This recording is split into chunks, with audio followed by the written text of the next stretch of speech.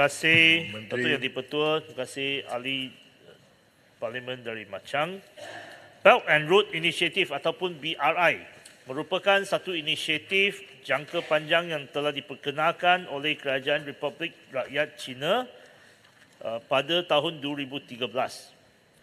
Malaysia dan China telah menandatangani memorandum persefahaman untuk menggalakkan pembangunan ekonomi secara bersama dalam laluan sutera dan laluan maritim kurun ke-21 MOU BRI pada 13 Mei 2017 yang menandakan penyertaan Malaysia sebagai salah sebuah negara anggota BRI.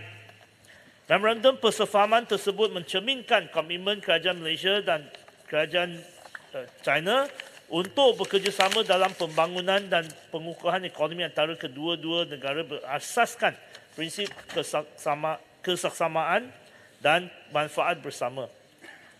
Ali macam tak perlu berdiri lah.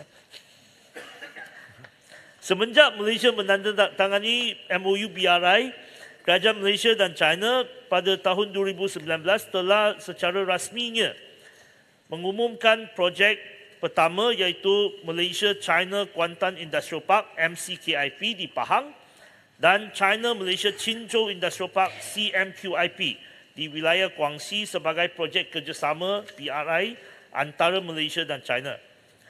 CMQIP dan MCKIP yang masing-masing dibangunkan pada tahun 2012 dan 2013 di bawah konsep Taman Berkembar Dua Negara telah menjadi pemangkin kepada pengukuhan hubungan ekonomi kedua-dua negara di peringkat negeri dan kerajaan pusat.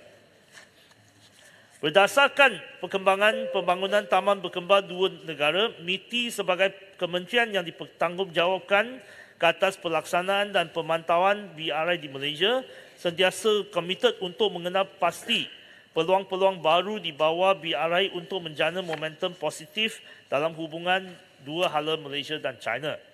Kerajaan akan memastikan hanya pelaburan asing yang bernilai tinggi dan selaras dengan hala tuju pelaburan negara yang akan diteruskan. Terima kasih. Soalan tambahan Yang Berhormat. Terima kasih Muhammad Timbalan Menteri, sahabat saya daripada Iskandar Puteri. Strait of Malacca antara choke points terpenting dan tersibuk di dunia yang mana memenuhi keperluan 70% hidrokarbon China. Dan pada tahun 2003, Presiden Hu Jintao ada membangkitkan tentang Malacca Dilemma, iaitu ancaman kepada security China di Selat Melaka.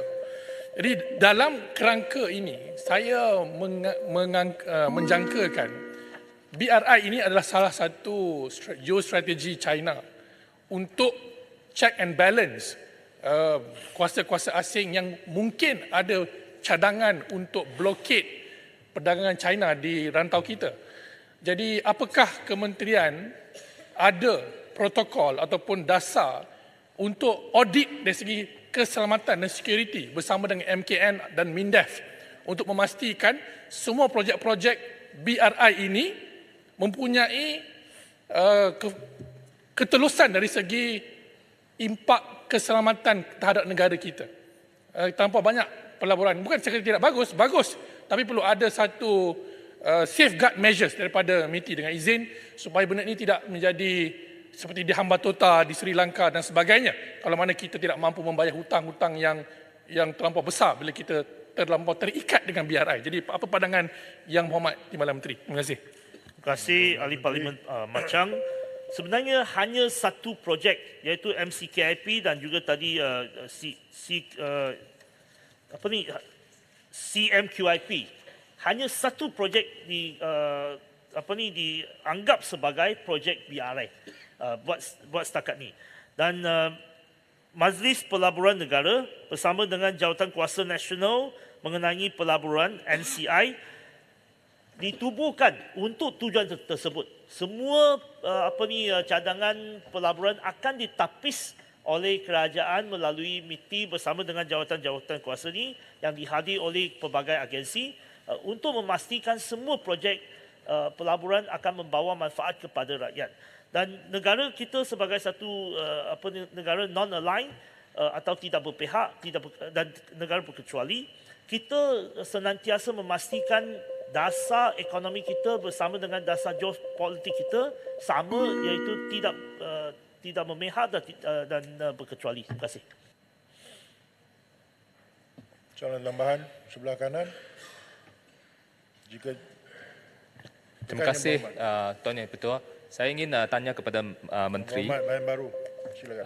tentang BRI ini. Kita tahu bahawa pelbagai syarikat-syarikat daripada China dan datang ke Malaysia membawa nama BRI dan mereka meminta supaya kerjasama antara China dan Malaysia. Itu perkara yang baik. Tetapi adakah kerajaan akan mengiktiraf projek-projek tersebut di bawah BRI dan bagaimana ia boleh dimasukkan ke dalam MCI untuk perbincangan selanjutnya? Terima kasih. Untuk tujuan peringkat G2G, semua ini bukan dianggap sebagai projek BRI. Projek BRI yang secara rasmi hanya MCKIP, dan kalau ada yang lain sebenarnya hanya ECRL dan Xiamen University yang belum lagi disenarai sebagai projek BRI secara rasmi di antara kerajaan dengan kerajaan. Kita ke soalan yang ke-9. Tuan Ku Pau Tiong.